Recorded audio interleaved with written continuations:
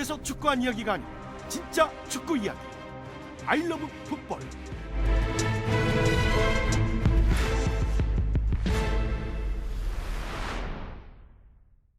아이러브 풋볼 44화 오늘은 유럽의 축구 전쟁 챔피언스 리그 이야기로 채워봅니다. 광고 듣고 오죠. 네, 오늘도 두 분과 함께합니다. 이상윤, 박문성 위원입니다. 안녕하세요. 안녕하세요. 네, 안녕하세요. 네, 네. 두 분 바쁘시죠? 열심히 살고 있습니다. 근데 K리그 옷을 입고 오셨네요. 오늘 좀 그 야외 활동이 좀 있어서 네, 그래서 예뻐요. 네. 이쁘죠. 네. 이쁘긴 한데 전 깜짝 놀랐어요. 왜요? 저기서 이렇게 좀 시퍼런 분이 오셔가지고. 네. 자, 일요일에 슈퍼매치가 있는데 중계를 하신다고 들었습니다. 와우. 네. 네. MBC 스포츠 플러스에서 예. 오, 오래간만에 합니다. 잘 됐다. 네, 신승대하고 이상현하고 한번 합니다. 2시 경기인가요? 네, 2시 경기입니다. 예. 네. 굉장히 또 관심이 가는 게임이고 재밌잖아요, 이 경기. 이거 슈퍼매치. 89번째 슈퍼매치입니다. 예. 야, 대박 날 것 같습니다. 누가 이길 것 같습니까? 저는 중계하는 개인적으로 분께. 저 이임생 감독 있잖아요. 너무 예. 마음고생을 해서 다른 거 다 떠나서 그냥 예. 수원의 이임생 감독 그냥 이겼으면 좋겠습니다. 아니, 최용수 감독도 이해할 거예요. 네, 박문성 위원님께는 여쭤보지 근데 말까요? 그 라운드가 일단 그 파이널 A, B로 나누는 마지막 네. 그 경기여서 동시간에 워낙 그 센 경기들이 많이 맞아요. 열려요. 그래서 전체적으로 뭐 기다리고 있습니다. 중계 잘 해주시고요. 고맙습니다. 저도 보겠습니다. 예. 자, 먼저 이강인 선수 팬 서비스와 관련해 논란이 되고 있습니다. 어떤 내용이죠? 일단 이강인 선수가 팬의 사인 요청, 예. 유니폼을 좀 달라고 하는 요청을 그냥 좀 매몰차게 거절하고 그냥 가버린 것 아니냐라고 예. 해서 때 아닌 이강인 인성 논란이 일었습니다. 예. 그래서 처음에 저도 좀 이걸 보고 이게 뭐지? 뭐 이런 이야기가 있지라고 해서 좀 찾아봤고 그랬더니 바로 이강인 선수가 즉각적으로 빠른 대응을 했더라고요. 예. 이제 이야기를 좀 풀었던 건 뭐냐면 유럽에서도 보면 우리 국내도 그렇지만 선수에게 유니폼에 사인해서 하나 주세요라고 하는 걸 많이 하죠. 경기장에서. 예. 특히 우리 꼬마 팬들, 어린이 팬들이 많이 얘기를 합니다. 그러면 이제 우리 선수들이 다가가서 뭐 유니폼 벗어주기도 하고 사인 유니폼 주기도 하는데 근데 이번 일은 그랬다는 거예요. 유럽에도 보면 그걸 약간 악용하는 사례들이 있어요. 예. 그러니까 선수에게 그런 식으로 사인 유니폼을 받아서 중고로 파는 거예요. 유니폼을요? 그러면 유니폼을 그렇게 리세일즈를 하는데 그런 예. 사이트가 많습니다. 이거 아마 예. 유니폼을 모으시는 분들은 다 알아요. 그런 네. 사이트를. 그런데다 전문적으로 파는 사람들이 있어요. 예. 그러면 그거 얼마에 팔겠어요? 비싸죠. 네, 100만 원, 200만 원 주고 파니까. 엄청나게 비싸죠. 그러니까요. 그걸 전문적으로 하는 사람에게는 구단 차원에서 선수들에게 그런 식으로는 유니폼을 안 줬으면 좋겠다라고 예. 공고를 합니다. 그래서 이번이 그런 사안이에요. 그래서 이강인 선수가 그걸 이야기를 했고 다가가서 혹시 이거를 팔지 않는다고 한다면 줄 수는 있겠지만 그걸 얘기해 달라 이렇게 했는데 뭐 그런 상황에서 이렇게 확인되지 않아서 주지 않았다 예. 이런 거니까 지금은 뭐 다 일정 정도 정리됐습니다. 오해였네요. 우리 이강인 선수가 확실히 스타 선수는 맞긴 맞아요. 이런 얘기들이 이렇게 나오는 거 보면 네. 또 우리 이강인 선수, 그러니까 인성도 저는 좋은 걸로 알고 있거든요. 예. 잘 하고 있는데 평소에 또 서비스도 좋고요. 좋죠. 예. 근데 이런 부분도 좀 아쉽기도 했었습니다. 네. 일단은 오해였고요. 이상윤 위원님도 평소에 보면 팬 서비스 잘해주시는데 선수 시절에 이런 팬들은 좀 싫다, 힘들었다. 저는 그런 힘든 팬 없었습니다. 아니 왜냐면요. 팬이 없었던 아니 그러니까 팬은 있었죠? 팬은 있었는데 예. 제가 잘생긴 편도 아니고 그리고 몸도 있잖아요. 그러니까는 팬들이 전 여성 팬들이 많았으면 참 좋겠다라는 생각했었는데 팬들이 없어요. 저는 아저씨들 팬들이 좀 많았었고 당시에. 네, 그래서 저는 오면 거절을 하지 않았어요. 그러니까 오면 다 사인을 해줘야 되는 게 맞다고 생각했기 때문에 네, 그럼요. 거절하고 싶은 팬들은 하나도 없었어요. 진짜로 팬이 없어서. 아니, 상윤 형님 때도 그러면 네. 그 유니폼 같은 걸 벗어서 팬들 주는 게 많았어요?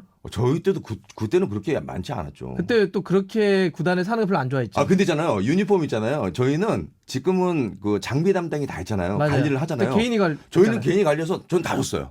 그러니까 그게 너무 아쉬운 거예요. 지금 갖고 있었으면 아주 그냥 엄청난 건데. 아니, 다 줬어. 대표팀에 들어가도 예. 우리가 무조건 대회 나가면 다시 먼저 장비를 다 줘요. 그리고 한 뭐 일주일 있다가 다시 소집을 한다? 그러면 그건 다 자기가 가져가고 반납 안 했습니다. 그래서 새로운 게 또 나와요.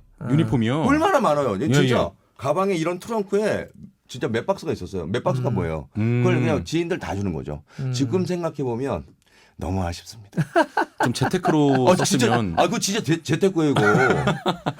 그러니까 참 그때는 세월이 많이 달라진 거죠. 그때는 그런 뭐 장비 담당 혹은 축구공에 바람 넣는 것까지 선수가 다 직접 했던 시절이 있고요. 직접. 네, 근데 요즘은 상상도 못하는 일이고 예. 파주 트레이닝 센터 같은 데 가면 그 훈련장 그 건물 뒤쪽에 장비를 쭉 모아놓는 맞아요. 그 있어요 창고가. 예. 거기 들어가면 아마 거기 일반 팬들이 못 들어가 계시지만 저희는 가끔씩 들어가 보거든요. 네네. 눈이 이렇게 떠집니다. 아, 정말. 축구와 축구 예. 유니폼이 창고에 쫙 있어요. 지금도 있나요? 있어요. 있죠. 있어요? 네, 있어요. 파주 트레이닝 센터에 있어요. 예. 이제 유럽처럼 장비 담당이 다 있어서 그리고 유니폼 이제 저 선수들한테 받는 것도 쉽지 않습니다. 네. 아 그렇군요. 이제는 예. 체계적으로 관리를 하니까. 네, 맞아요. 예. 이제는 옛날에는 개인이 관리하거나, 그러니까 예를 들면 차범근 감독님 같은 그런 전설도 얘기 들어보면 옛날엔 이제 70년대 막 이렇게 할 때 자기 들어가면 하는 일이 뭐냐면 운동하기 전에 축구공에 바람 넣는 게 일이었다. 그러면 팔이 아파가지고 첫날은 훈련을 못한대. 팔이 너무 아픈 거예요. 바람 넣는. 그 옛날에는 또 지금이야 바람도 그냥 확 들어가지만 네. 옛날에 손으로 막 그렇죠. 하거든. 거기다가 유니폼 있잖아요. 예. 선배들 유니폼 우리가 다 빨았어요. 빨기도 하고. 아, 예. 진짜, 진짜로. 예. 이거 얼마나 손빨래하고 힘들었냐고요. 막 예. 예. 아, 근데 그때 생각해보면 진짜 유니폼, 그거 챙겼어야 되는데. 너무 저희가 또 너무 옛날 얘기를 많이 하네. 그만해. 옛날 얘기 그만해. 자 이제 그만하시죠. 네, 오케이, 예. 알았어요. 네. 아니 제가 음. 국가대표 대한민국 국가대표 유니폼 덕후예요. 아. 굉장히 좋아합니다. 예, 거기 한번 가고 싶은데 이젠 안 되겠죠? 아, 뭐 받을 혹시 수가 없겠죠? 구사 때 거 갖고 계세요? 구사 때는 없습니다. 오. 아니요, 구사 때가 그 이렇게 유니폼에 약간 파란색 들어가 맞아요. 있는 거잖아요. 예. 저는 그게 되게 이렇게 모르겠어요. 그때 구사 때 갖고 있어요? 아니요, 그걸 너무 좋아해요. 어. 그래서 물어본 거 혹시 갖고 있는지.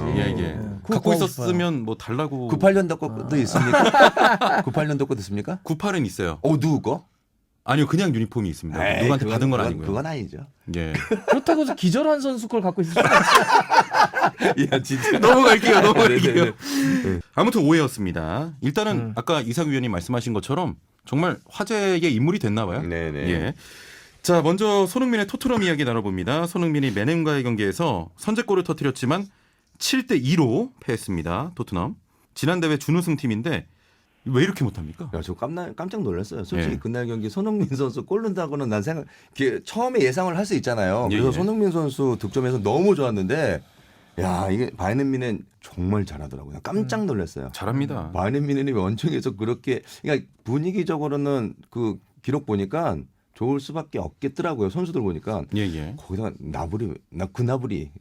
근데 그 선수 네 골 넣었죠? 깜짝 예. 놀랐습니다. 예. 그러니까 이 경기를 한마디로 정리하면 손흥민은 잘했고 바르미네는 강했다. 예. 이렇게 딱 정리할 수 있을 것 같은데 손흥민이 초반에 보여주는 거는 진짜 막 그 골 넣기 전에도 두 번의 진짜 결정적인 찼어요. 슈팅에서 가벼워가지고 뭐 하나 일이 터지겠다 싶었고 실제 골을 하나 넣었고 상대가 바이에른 뮌헨이어서 더 대단한 골이었는데 예. 바이에른 뮌헨 진짜 축구 잘하더라고요. 사실은 실점을 먼저 해버리게 되면 예. 당황한다든지 좀 말린다든지 페이스가 그러니까 자기 축구를 못할 수가 있는데 눈 하나 깜짝 안 하더라고요. 그리고 결과적으로 7골을 때려 넣었잖아요. 그러면 사실 한 4골 정도를 넣게 되면 그 다음부터는 약간 느슨해질 수가 있어요. 앞서 있는 팀도 이 정도면 뭐 끝까지 하나 더 넣으려고 막 밀고 들어오는데 이거 무서운 거예요. 이 지금 강팀이구나. 예. 외신들의 보도에 따르면 포체티노 감독이 구체적으로 했던 워딩이 있어요. 예. 그러니까 지금 문제가 뭐냐. 토트넘이 이렇게 자꾸 초반에 어려운 게 그렇게 어떻게 했냐면 죄송합니다. 영어 표현이긴 한데 그러니까 디퍼런트 아젠다라고 얘기를 했어요. 그러니까 선수단 내에 다른 의제가 있다.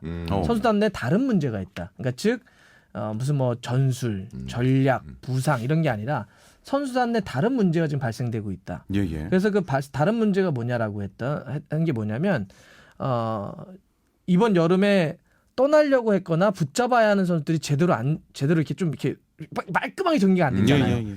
에릭센, 알더웨이럴트, 베르통원 혹은 데니 로즈와 같은 선수들이 이게 좀 애매하게 그냥 잔류가 돼버린 거예요. 네. 그리고 이제 뭐 1년 지나면 자유계약으로 나간다는 둥 뭐 데니 로즈는 2년 남았지만 나머지 선수들 다 1년 남은 선수들이에요. 예.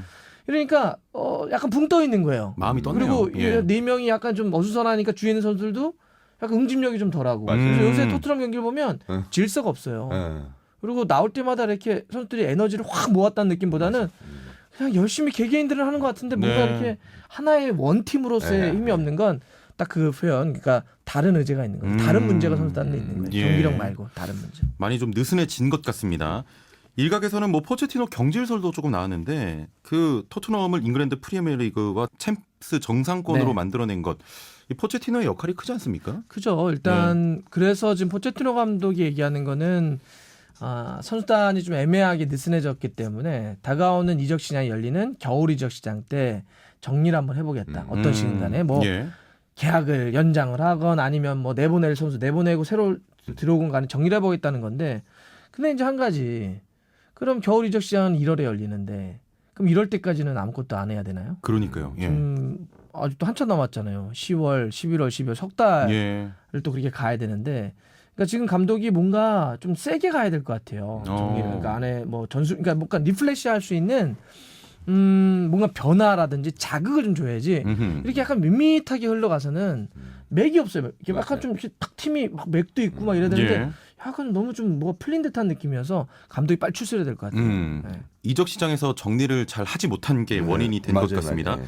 이런 가운데 4경기 2골 2개 도움을 기록한 손흥민이 후스코어닷컴이 선정한 프리미어리그 9월 베스트 11에 이름을 올렸고요.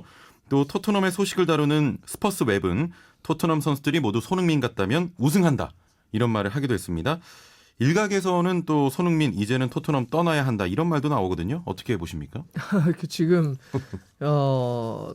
이런 얘기 되게 많이 나와요. 토트넘 둘러싸고. 예. 그러니까 손흥민뿐만 아니라 이제 뭔가 포체티노 감독의 시대가 정리될 때가 된 건가? 라는 이야기들, 류들이 많이 나옵니다. 얼마 전에 그 더 타임즈라고 하는 데서도 그런 칼럼이 나왔었고, 그러니까 이런 거죠. 포체티노 감독이 부임을 하면서 사우스햄튼에 있다가 자기 축구를 하기 위해서 자기 축구에 맞는 선수들, 젊은 선수들 위주로 팀을 좀 만들었어요. 예. 근데 이제 아까도 말씀드렸던 것처럼 약간 리플레시가 잘 안 되고, 포체티노 감독도 뭐 다른 팀으로 가네 마네 이런 얘기들이 계속 나오고 있는 상태에서 뭔가 이제는 또 다른 어떤 큰 폭의 변화를 해야 되는 거 아니야? 라고 하니까 뭐 이제 주위에 있는 미디어들은 누가 떠나야 되네, 누가 와야 되네 이런 얘기를 하는 거고요. 근데 그 중에서도 이제 올 시즌 초반에 너무나 좋은 손흥민에 대한 얘기가 많이 나올 수밖에 없는 거죠. 뭐 가능성이 없진 않겠죠. 언젠가는. 뭐 지금 당장이야 모르겠지만 근데 손흥민 선수가 워낙 지금 팀에선 잘해주고 있고, 근데 만약에 간다면, 예. 뭐 저는 뭐 계속 토트넘에서 싸우는 것도 좋다고 보지만 만약에 간다면 더 높은 레벨로 가야 돼요. 그렇죠. 그래서 그 선택은 하게 되면 굉장히 큰 뉴스가 될 겁니다. 예. 이상현 위원님께서는 손흥민이 어디로 갔으면 좋겠다, 이런 게 있나요? 일단은 토트넘에서 뭐 이제 뭐 다른 외신들도 그렇고 다들 축구 전문가들도 손흥민 선수에 대한 얘기는 없어요. 너무 잘하고 있고 예. 저는 토트넘에 있어도 괜찮을 것 같고 어차피 뭐 한 번은 가야 될 것 같아요. 예. 그러니까 포체티노하고도 잘 맞긴 하지만 조금 더 마지막에 정말 내가 축구를 더 잘할 수 있는, 이게 뭐 지금도 잘하지만 최고의 레벨에 좀 한번 가서 예. 저는 자꾸 매일 이렇게 맨유를 좀 갔으면 좋겠어요. 맨유요? 맨유 그냥 느낌. 맨유라고 하면 토트넘 아래지 않습니까? 이제? 지금 그러니까 토트넘 맨유를 좀 올렸으면 좋겠어요. 네네. 정말 공격은 못해. 요새 너무 힘드는데. 저 진짜 장난 아닙니다. 저는 예. 많이 가면은 우리 선수들이, 그러니까 뭐 그 손흥민도 그렇지만 만약에 제가 한번 보고 싶은 장면은 레알 마드리드나 바르셀로나에서 저도요. 예. 우리나라 선수가 그러니까 우리나라 누군든 간에 나중에는 레알이나 바르셀로나 같은 팀에서 우리나라 선수가 주전 뛰는 거 보고 싶거든요. 저도요. 요즘 보면은 레알 마드리드가 진짜 좀 힘들어서 손흥민 선수가 가도 제가 봐선 주전 뛸 수도 있을 것 같아서 뭐 그냥 그런 상상도 해봅니다. 저도 레알 갔으면 좋겠다, 개인적으로 이런 생각이 듭니다. 자, 다음은 황희찬 이야기 해봅니다. 황희찬의 잘츠부르크 잘 싸웠지만 리버풀에 4대3으로 패했습니다. 일단 경기 어떻게 보셨어요? 이야, 처음에 난 다비준 줄 알았어요. 곡을 써서. 근데 곡을 뺀다. 처음에는 좀 뭔가 실수가 좀 있었어요. 볼을 소유하는데 잘 못하더라고요. 근데 그래서 좀 투박한 그런 느낌 때문에 좀 오늘 경기도 좀 쉽지 않다. 리버풀이고 안필드에서 하는데 아주 장난 아니더라고요. 예. 그런데 반다이크 걔는 거기서 왜 쓰러져? 완전 있잖아요. 예. 전 진짜 깜짝 놀랐어요. 우리 황희찬 선수 대박입니다. 그 움직임. 와. 그러니까 일단은 진짜 종이접기잖아요. 반다이크가 그렇게 쓰러지는데 그 선수 그 최고의 선수들도 그 선수 앞에서는 진짜 벌벌 떤다고 해도 표현이 그렇죠. 예. 가언이 아닌데 돌파를 한 번도 허용하지 않았는데. 와 진짜 저는 그리고 왼발로 크로스 올릴 때 있잖아요. 예. 미나미노? 야, 이거 발리슛으로 골 넣은 장면. 그 장면도 봤을 때는 정말 최고라는 생각이 들더라고요. 아니 근데 그 반다이크가 태클로 막으려고 했던 네. 움직임은 수비수로서 당연한 움직임 아닙니까? 아니죠. 아닙니까? 그거는 아니죠. 그러니까 예. 정말 결정적이다. 만약에 몸에 맞고 나갔다면 그건 문제될 거 정말 좋은 선수라고 얘기가 나올 수 있어요. 근데 예, 예. 축구에서 중요한 건요. 수비수는 어쨌든 공격수가 슈팅 때릴 때 항상 공을 끝까지 보라고 얘기합니다. 예예. 그래서 발을 왼발이든 오른발이든 발을 뻗어서 맞춰서 가게끔 해주는 것이 네네. 그게 수비의 정석인데 그때는 정말 최후의 이제 보류죠. 반다이크도 황희찬 선수가 왼발로 정말 때릴 거라고 계산을 하잖아요. 예예예. 축구는 계산합니다. 공격수도 수비수도 어떻게든 내가 막으려고 하니까. 계산하죠. 예, 근데 반다이크가 그때는 제가 봤을 땐 수싸움에서 좀 졌어요. 뭔가 무너졌어요. 순간적으로. 그러니까 그 정도로 황희찬이 잘했다. 너무 잘했어요. 예, 예, 진짜. 그러니까 그 장면만 딱 우리가 좀 풀자면 그 장면만 딱 풀자면 예예. 반다이크는 학습을 덜 했어요. 황희찬에 대한 연구를 덜 한 겁니다. 네. 예. 그리고 황희찬은 우리가 그동안 지적했던 혹은 좀 더 잘했으면 좋겠다라고 생각했던 부분을 해낸 거예요. 예, 딱 그 정리를 하자면 그래서 이런 거죠. 수비수는 기본적으로 상대를 연구합니다. 저 선수가 왼발을 잘 쓰는지 오른발을 잘 쓰는지 자기가 맞는 포지션에 저 선수가 있으면 오케이 저 선수는 왼발 잡이야. 그러면 수비수가 양발을 다 잡을 수가 없으니까 각을 왼발을 잘 쓰면 오른발로 그 선수가 볼을 컨트롤할 수 있도록 왼발을 잡아버려요. 그런 이제 수비를 하게 되죠. 근데 반다이크 몸을 던지는 거 보면서도 그때 제가 딱 보면서 안 했구나. 공부 안 했네. 했구나. 공부 안 했네. 그리고 그리고 또 하나는 아까도 동의하는 게 수비수는 요새 반다이크가 약간 폼이 떨어졌다는 느낌도 좀 받기도 하는데 특히 페널티 박스 안에서의 수비수의 태클은 언제나 가장 마지막 선택이어야 돼요. 방금 말씀하신 몸을 태클을 던지지 않아서 진짜 이거는 큰일 나다 싶으면 해야지 그렇게 몸을 먼저 던지면 안 되는데 그래서 그날 그 장면은 반다이크로 이렇게 연구도 좀 덜한 것 같고 판단도 좀 너무 성급했다는 거고 황희찬은 너무나 잘한 거죠. 예예. 딱 오니까 수비수 반다이크가 오게 되면 누구든지 다 박스 아니고 상대가 리버풀이고 상대가 달려오는 게 반다이크면 서둘러요. 서둘러 때려버린단 말이에요. 근데 반다이크 태클 들어오는 걸 끝까지 지켜 들어가면서 보면서 왼발로 접더라고서 잘했다. 황희찬 진짜 잘한 거예요. 예, 잘했죠. 아무리 뭐 반다이크 연구를 안 했다고 하더라도 거기서 상대성을 딱 생각하면 긴장하거나 막 조급하게 때려버릴 수가 있는데 접고 오른발을 너무 잘 갖다 대잖아요. 그래서 황희찬 정말 슛도 좋았어요. 너무 좋았다. 그러니까 너무 잘했어요. 저 반다이크가 있잖아요. 조금은 이렇게 좀 표현을 하자면 좀 배가 불렀어요.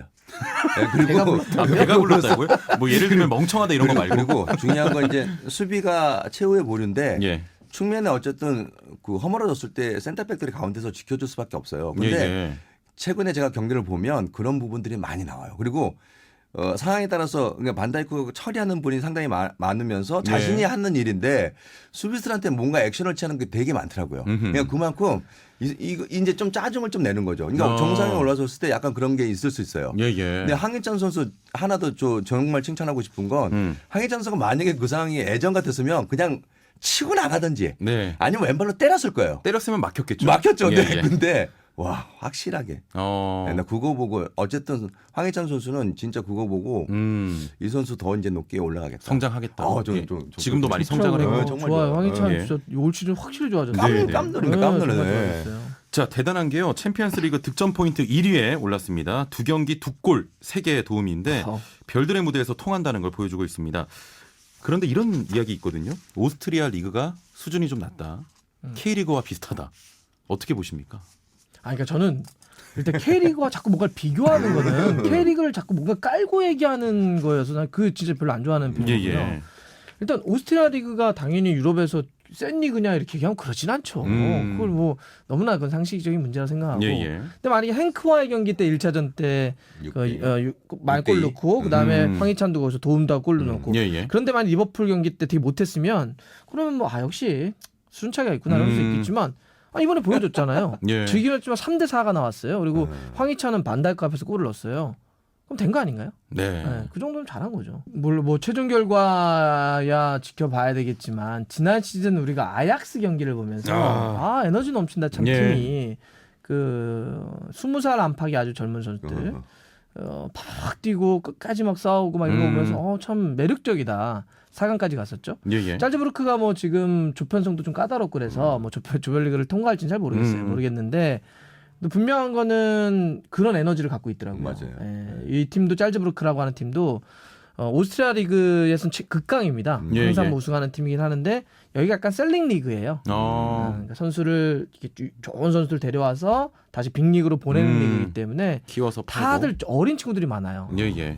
그냥 그 20살 정도의 친구들이 뛰는데 참 매력적이더라고요. 네. 개인적으로는 일단은 그 일본 선수도 미나미노 아까 있잖아. 야, 얘기했지만 잘하던데요? 잘해요. 볼 예. 터치가 확실히 간결하고요. 네네. 그러니까 그래도 그 조합에서 우리 황희찬 선수하고 상당히 아주 궁합이 나쁘지 않더라고요. 미나미노는 좋았고 그 네. 교체됐던 순간 오쿠가와인가요? 오쿠가 맞습니다. 예, 예. 오쿠가 그 친구는 좀 안 뛰어야 될 것 같은데. 미나미노는 인정. 네네. 미나미노는 잘해요. 네. 오쿠가와는 너무 땅 보고 공을 차더라고요. 그리고 저는 솔직히 홀란드도 있잖아요. 저는 처음에 뭐 행크하고 할 때 헤드트릭도 우리 황희찬 선수가 해줬고, 근데 나쁘지 않은 듯한 하더라고요. 얘도. 오, 좋은 친구예요. 내가 벌써 네, 좋은 친구예요. 19살밖에 안 됐더만요. 네. 근데 얼굴 생김새는 축구 못하게 생겼어요.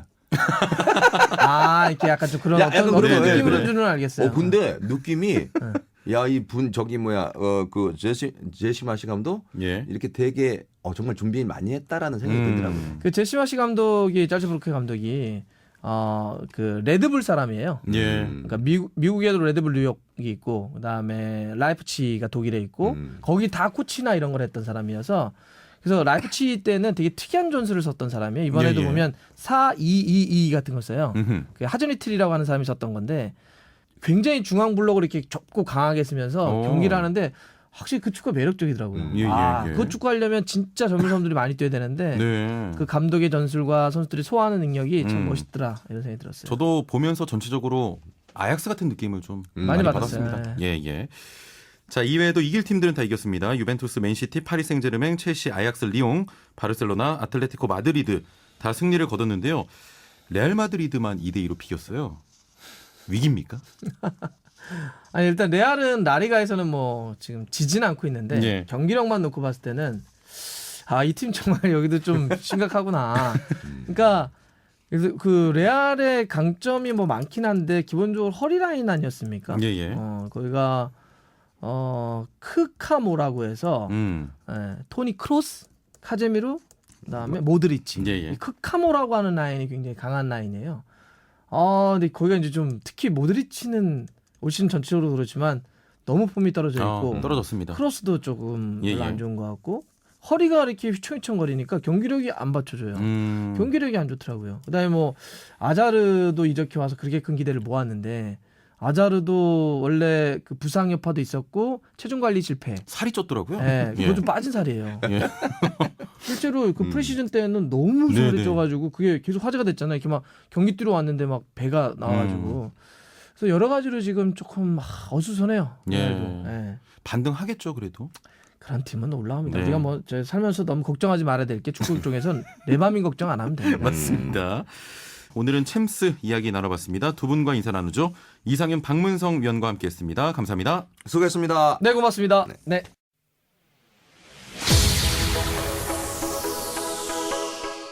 안녕하세요. 이하영의 2분 톡톡 축구 상식 MC 이하영입니다. 이번 화에서는 세계 각국의 축구 클럽 엠블럼에 대해 알아보겠습니다. 구단의 역사와 정신이 깃들어 있는 엠블럼은 단순한 이미지를 넘어서 팀의 존재 이유와 그들만의 자부심 또 열정을 표현하는 클럽의 상징이 되는데요. 먼저 K리그의 FC 서울 엠블럼은 2002년 월드컵의 열기와 함성을 붉은색과 검정색을 통해 표현했습니다.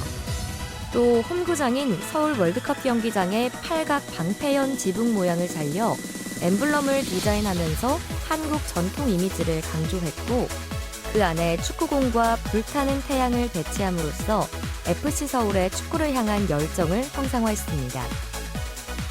다음으로 손흥민 선수가 뛰고 있는 토트넘의 엠블럼을 살펴볼까요? 축구공 위에 올라서 있는 닭, 그리고 클럽명 토트넘 호스퍼가 적혀있는 게 답니다. 아주 간단하죠? 네, 엠블럼에서도 잘 나타나듯이 토트넘의 상징은 바로 닭인데요. 그냥 닭이 아닌 발목에 박차를 단 싸움 닭입니다. 토트넘은 호전적이고 용맹함을 주요 정신으로 앞세우면서 숫털을 팀의 주요 상징으로 삼아 엠블럼을 크게 그려 넣었습니다. 마지막은 이강인 선수의 소속팀 박쥐 군단 발렌시아입니다. 발렌시아의 엠블럼은 발렌시아 주 문장 위에 박쥐가 날개를 활짝 펴고 있는 모습을 형상화했는데요. 왜 여기 박쥐가 그려져 있을까요? 이는 지금으로부터 약 800여 년 전 역사적 일화와 관련이 깊습니다. 당시 아라곤 왕국의 하임의 1세는 이슬람 세력의 지배를 받던 발렌시아 영토를 되찾기 위해 전진했는데 이때 깃발에 박쥐가 내려앉았고 발렌시아 진격은 성공적으로 마무리됐습니다. 이때부터 박쥐는 발렌시아를 상징하는 행운의 동물이 됐죠. 1919년 클럽 창단 이후 변화가 거의 없는 발렌시아의 엠블럼은 지역의 역사와 정신이 잘 반영되어 있었습니다. 전 세계 수많은 축구 클럽이 엠블럼을 통해 그들의 자부심과 가치를 표현하고 있습니다. 흥미로운 엠블럼 이야기 여기서 마무리하겠습니다. 지금까지 이분 톡톡 이하영이었습니다.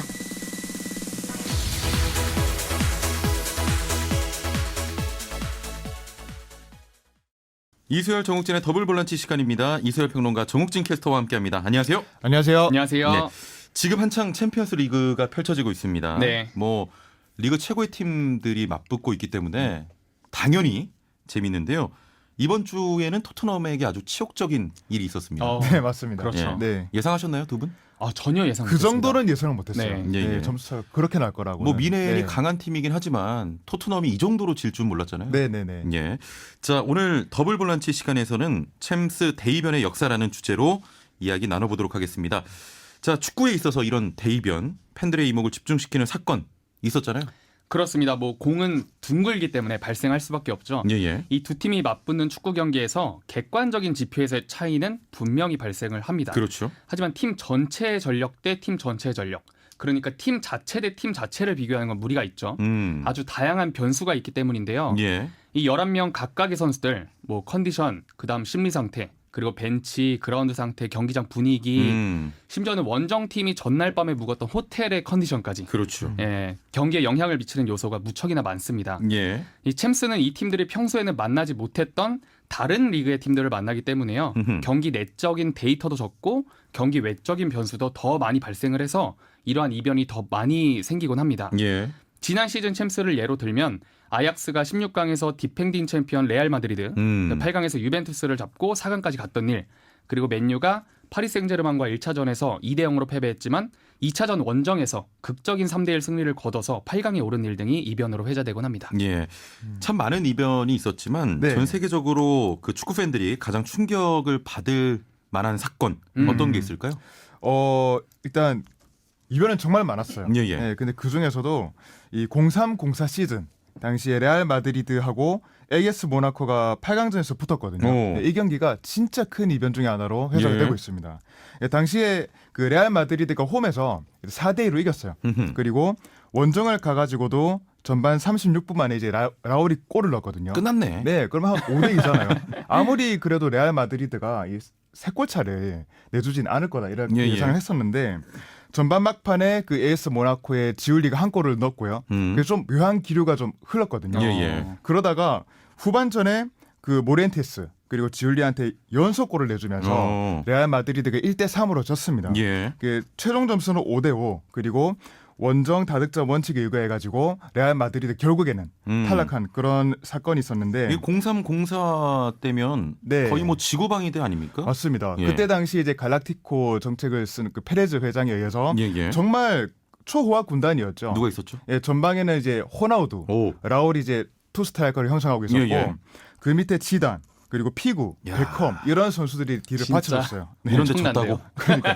그리고 거기에다가 또 캄비아소, 카를로스, 살가도, 카시아스 뭐 당대 최고의 선수들이 뭐 운집해 있던 팀이었습니다. 그래서 충격이 더 컸는데요. AS 모나코는 그에 반해서 이 프랑스 리그에서는 정상급 팀이기는 했지만 챔피언스 리그에서는 어디까지나 다크호스 정도의 위상이었는데 그리고 특히나 이제 레알 마드리드에서 전력 외로 분류가 되던 그 모리엔티스가 임대를 가했던 팀이었어요. 네, 그 모리엔티스가 에이스였던 팀이었습니다. 그러니까 양 팀 간의 객관적인 전력은 아예 비교조차 안 되는 수준이었죠. 예. 그래서 이제 그때 경기 자체가 굉장히 충격이었는데 그 여파로 인해 가지고 레알 마드리드가 그 이후에 리그에서 7경기를 치렀거든요. 그중에 한 경기밖에 못 이겼어요. 와. 6번을 졌습니다. 1승 6패요. 그렇습니까? 1승 예. 6패 그 정말 최악의 부진이었죠. 예, 예. 예, 그러면서 결국에는 리그에서도 4위로 마감을 했습니다. 여러모로 레알 마드리드한테는 최악의 한 시즌이었고 반면에 AS 모나코는 기세를 이어가면서 결승까지 예, 예. 올라갔던 그런 기억이 있습니다. 그 패배가 아주 충격이 컸나 봅니다. 네, 맞습니다. 엄청나게 컸죠. 예. 그때가. 정욱진 캐스터는 어떤 경기가 기억에 납니까? 저는 뭐 얼마 되지 않은 시즌인데 17, 18 시즌에 8강에서 아까 말씀해주신 AS 로마가 이번엔 또 바르셀로나를 꺾었던 일이 있었죠. 예, 예. 유럽뿐만 아니라 이 세계 각지에서 엄청난 기사와 패러디들이 쏟아졌는데요. 바르셀로나 입장에선 정말 쓰디쓴 경험이 됐을 것 같아요. 그렇죠. 작년 4월이었는데요. 1차전에서 바르셀로나가 4대1로 여유 있게 이겼습니다. 끝났네. 네. 2차전이 소위 말해서 대박이었습니다. 예, 예. 실점 없이 이 3골이 필요했던 AS 로마인데요. 드라마처럼 야. 정말 3대0 승리를 거둔 거죠. 예. 이때 3-5-2 전형으로 미드필더진을 두텁게 해서 바르셀로나를 강하게 압박했고요. 이때 라리가 또 득점 선두였던 메시가 완벽하게 지워졌습니다. 예, 예. 이후에 브라질의 말콤 선수가 이 프랑스 지금 황의조 선수가 있는 보르도 예, 예. 소속이었는데 거기를 떠나서 AS 로마이 거의 결정됐을 때쯤 바르셀로나가 하이제킹을 했잖아요. 예. 이게 또 챔스 패배를 갚기 위해서 바르샤가 무리해서 영입을 했다라는 얘기도 많이 있었죠. 역시 축구는 또 이변이 발생하고 비교적 전력이 약한 팀이 승리를 거두는 그림이 때로는 훨씬 더 재미있게 다가오는 것 그렇죠. 같습니다. 자, 축구 팬들을 가장 충격에 빠뜨렸을 만한 경기들 뽑아 주셨는데 네. 그렇다면 개인적으로 생각하시기에 가장 기억에 남는 경기 어떤 경기일까요? 저는 16, 17 시즌에 예. 이 16강전에서 맨시티와 AS 모나코가 만났던 경기가 생각이 납니다. 당시 모나코가 그 팔카오 요 인간계 최강으로서 예, 예. 한창 전성기였잖아요. 그 관심이 많았는데요. 지금 와서 보면 라인업이 진짜 대단합니다. 팔카오에 은바페, 오. 베르나르도 실바, 예. 파비뉴 이렇게 좋은 선수들이 많은데 맨시티도 강력했죠. 아구에로, 스털링, 사네, 데브라이너. 지금도 물론 주축이 되는 선수들인데 당시의 임팩트도 컸거든요. 예. 1차전이 맨시티가 홈에서 5대3 승리를 거둡니다. 그러니까 아구에로 중심의 맨시티와 은바페를 잘 활용한 모나코가 치고받는 명승부를 펼쳤고 예. 정말 명경기로 아직까지 회자되고 있어요. 이때 모나코 입장에선 패배를 하긴 했지만 원정에서 3골이나 넣었으니까 2차전을 이 준비하는 이 전략이 명확했겠죠. 예, 예. 2골을 넣고 실점하지 않거나 실점을 내준다면 한 골씩 더 넣거나 오. 결국 3대1 승리를 거두고 원정 다득점 원칙에 의해서 8강에 올라갔습니다. 예. 뭐 그렇게까지 기억 남는 경기는 아닌 것 같습니다. 그때 모나코가 정말 대단했거든요. 예. 자, 결국 모나코가 4강까지 가지 않았습니까? 네, 그때 8강에서 도르트문트를 만났는데요. 예. 합계 스코어 6대3 여유 있게 4강 진출을 이뤘죠. 하지만 4강에서 유벤투스에게 잡히면서 아쉽게도 13년 만에 결승 진출은 예, 예. 무산이 됐던 적이 있어요. 이때 그 베르나르도 실바가 모나코의 미드필더 자원이었는데 네. 챔스에서 활약한 덕분에 맨시티로 간 거 아닙니까? 맞습니다. 예. 그때 베르나르도 실바가 그 시즌이 끝나자마자 맨시티로 이적했는데요. 맨시티와의 챔스 16강전에서도 맹활약한 것이 좋은 영향을 주었을 것 같아요. 예, 예. 이 펩 가르디올라가 모나코와의 경기 이후에 베르나르도 실바를 극찬했다고 했거든요. 어허. 그 경기 중에도 베실바의 그 플레이가 나올 때 이렇게 감탄하는 표정을 지었던 장면이 잡혔었어요. 예전에 박지성 선수도 에인트호벤 시절에 챔스에서 맹활약한 후에 맨유에 갔잖아요. 그렇죠. 이처럼 챔피언스 리그는 빅리그 이 빅팀의 감독들이 뭐 셀링클럽이나 한수 아래 리그의 좋은 자원들을 살펴보는 기회가 되기도 할 것 같아요. 이번 주에 황희찬 선수가 리버풀전에서 존재감이 뭐 예. 대단했잖아요. 대단했죠. 그렇기 때문에 또 빅리그 이적이 가능해진다면 좋겠습니다. 곧 갈 겁니다. 맞습니다. 갈 거예요. 리버풀 가면 좋겠어요. 예, 예. 이슬 평론가는 어떤 경기 기억에 남으십니까? 저는 아무래도 1-2-1-3 시즌에 그 바이에른 뮌헨하고 FC 바르셀로나가 4강전에서 붙었거든요. 이 경기가 정말 기억에 남습니다. 기억나요. 네. 그 정욱진 캐스터가 방금 말씀하셨던 경기는 기억이 잘 안 나는데 이 경기는 네. 정말 충격적이었습니다. 네. 맞습니다. 그때 당시에 그 사비, 이니에스타, 부스케츠, 예. 바르셀로나의 황금 미드필더 라인이 건재했었고 그리고 메시가 여전히 전성기에 있던 그런 예. 시절의 바르셀로나였기 때문에 유럽 최고의 팀이다. 예, 결국 이제 우승할 거다 이런 이야기가 많았었는데요. 반면에 이제 하이켄스 시절에 이제 뮌헨 이제 도전자 입장이었죠. 예, 예. 예, 근데 경기는 생각보다 너무 쉽게 끝나버렸습니다. 예, 1, 2차전 합계 7대0. 그러니까 1차전에서 4대0으로 뮌헨이 이겼고 예, 예. 2차전에서 이 3대0으로 또 미넨이 이겼거든요. 그러면서 바르셀로나가 완벽하게 패하면서 탈락했던 예. 그런 경기였는데 이 경기가 이제 스코어도 스코어지만 경기 내용 자체가 너무 일방적이어가지고 당시 축구 팬들이 정말 깜짝 놀랐습니다. 예. 네, 그랬던 경기였고 그때 당시에 이제 좀 조금은 이제 노쇠화한 그 바르셀로나의 미드필더진을 이 미넨이 정말 기동성을 앞세워가지고 이 압도를 하면서 그 수비 뒷공간을 열었던 게 좀 주요했습니다. 예. 당시에 이제 로벤이 정말 맹활약을 했던 그런 기억이 있습니다. 예. 네. 조금 전에 2부 축구 상식 진행했던 우리 이하영 리포터가 바르셀로나의 엄청난 광팬인데. 그쵸. 아, 네네. 예, 제가 지금 있는데 자꾸 눈치를 예, 보게 되네요. 표정이 굉장히 안 좋네요. 자, 정말 이변이었습니다. 네. 이렇게 이변이 일어났던 경기들 되돌아보니까 재밌기도 하고 또 그럴 만한 이유가 있었구나 싶기도 한데 과거보다는 현대 축구에서 나오는 대이변이 뭔가 임팩트가 더 크게 느껴지거든요. 네네. 이유가 있겠습니까?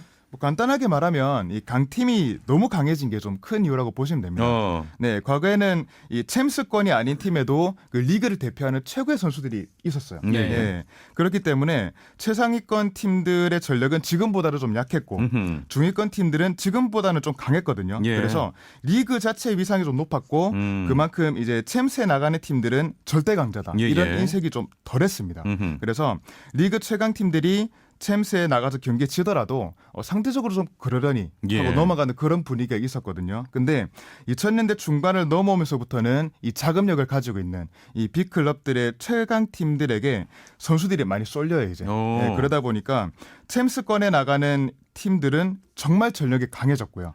대신에 중위권이나 중상위권 팀들은 전력이 좀 약해진 그런 면모가 있거든요. 그래서 챔스권에 나가는 팀들은 이 팀은 지면 안 되는 절대 강제 이미지가 있습니다. 그러다 예. 보니까 이 챔스 본선에서 조기에 탈락한다거나 아니면은 조금 약한 전력의 팀에게 떨어졌을 때는 그만큼 더 임팩트가 축구 팬들한테 가는 거죠. 예. 네, 그런 면이 좀 작용하고 있지 않나 그렇게 보고 있습니다. 그렇군요. 네.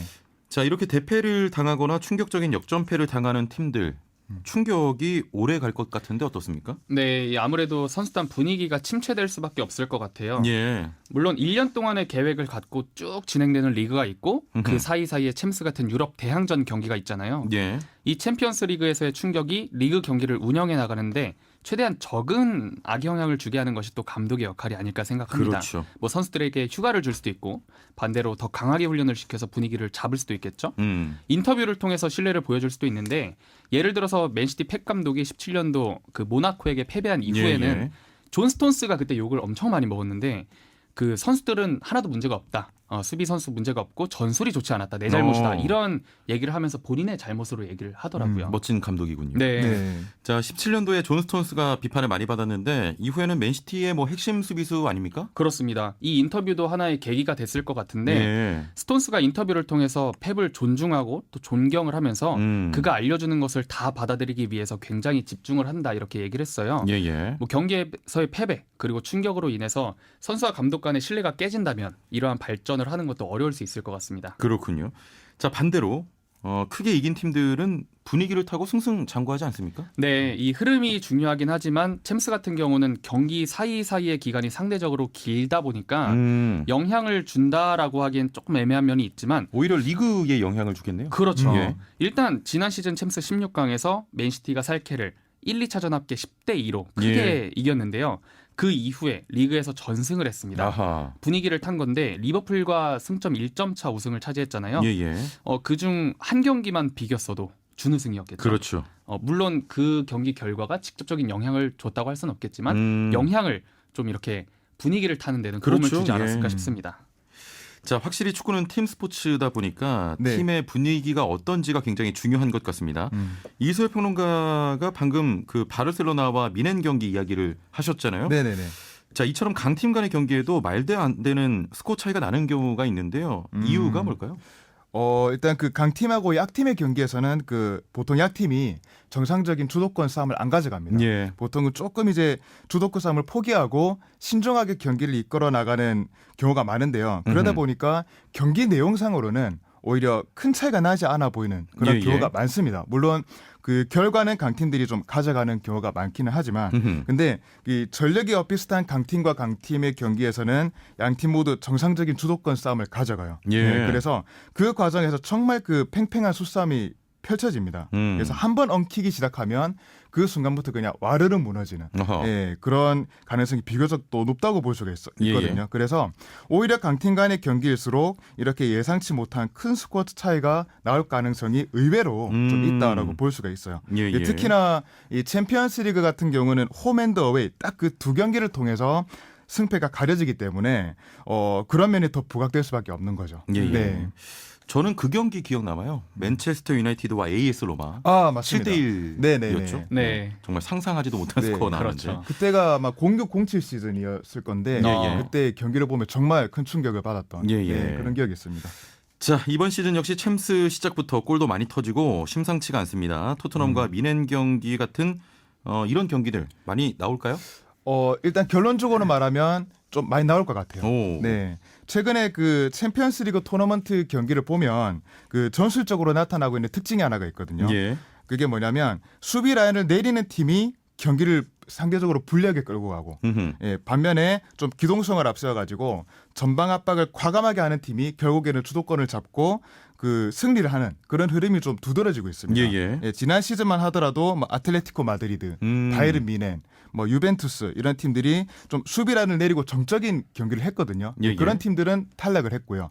토트넘이나 아약스, 뭐 리버풀 이런 팀들처럼 이 기동성을 앞세워가지고 과감하게 전진 압박을 가하는 팀들이 전력 여부와는 좀 별개로 선전하는 그런 흐름이 좀 많이 나타났다고 볼 수가 있는데요. 그만큼 이 기세 싸움 그리고 중원 싸움이 더 치열해지고 더 중요해지고 있다. 그러니까 수비 라인을 내리는 것은 상대에게 그만큼 주도권을 내주고 경기를 한다는 거고 그렇죠. 그거는 이제 필패로 이어지는 그런 흐름이 지금 최근에 나타나고 있다고 볼 수 있습니다. 보통 그런 말들이 있잖아요. 토너먼트 경기는 좀 신중하고 안정성을 가져가는 팀이 유리하다. 이런 축구계에 좀 통상적인 인식이 있는데 그런 부분이 최근에 좀 깨지고 있는 거죠. 네네. 그래서 앞으로는 이제 강팀 간의 경기일수록 이 압박 대 압박의 싸움이 더 거세질 거고 이거는 곧 이제 활용할 수 있는 수비 뒷공간이 양 팀에게 다 넓게 나타난다. 그렇게 볼 수가 있습니다. 그래서 이렇게 치열하게 압박 싸움이 펼쳐지는 가운데 어느 한 팀이 주도권을 잡게 되면 그 팀은 그만큼 많은 공간을 활용하면서 그 많은 골을 넣을 수 있는 그런 여건에서 경기를 할 수가 있다는 거죠. 네, 그런 부분들이 이런 흐름이 정확하게 나타났던 게 이번에 토트넘과 미넨의 경기였다고 볼 수가 있고요. 지난 라운드에는 또 파리하고 레알 마드리드의 경기에서 파리가 또 일방적으로 경기를 이끌어가는 모습이 있었거든요. 그래서 이런 부분은 앞으로 계속 나타날 거고 토트넘과 미넨전 같은 양상은 이 경기 내용과 결과 이런 부분에 분명히 많이 영향을 끼칠 것이다라고 생각을 하고 있습니다. 이런 이변과 참사는 앞으로도 자주 보겠군요. 네, 오히려 과거보다는 상대적으로 더 많아질 것 같아요. 알겠습니다. 재밌는 볼거리가 되는 것 같습니다. 네. 자, 저희가 서두에 이야기했지만 뭐 공은 둥글잖아요. 네. 이변이 있어야 재밌고 네네. 또 즐길 맛이 나는데 오늘 또 정말 유익한 시간이었습니다. 네. 자, 오늘은 챔스 이변 역사에 대해 알아봤는데요. 이소열 평론가, 정욱진 캐스터였고요. 저는 제작진에게 아나운서 최영진이었습니다. 고맙습니다. 고맙습니다. 고맙습니다.